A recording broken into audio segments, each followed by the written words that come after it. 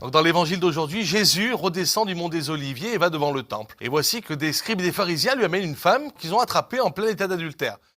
Bon, J'ai trop de barbe, c'est une conne. je te fais le time quand même.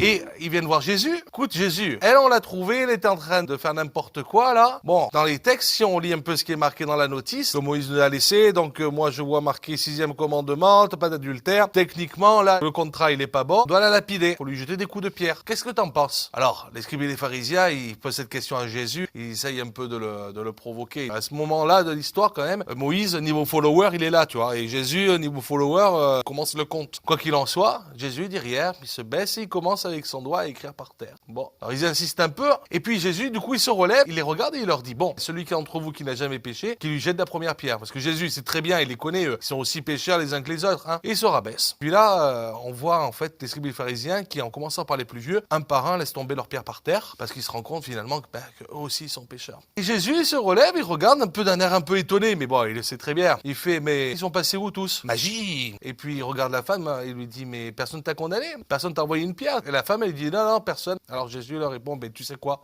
moi aussi je te condamne pas. Mais va, mais surtout ne pêche plus. Mais la good news du jour, c'est quoi? Tout simplement, malgré nos péchés, contrairement à nous, le Seigneur, il n'a de cesse de poser un regard d'amour sur nous. Amen.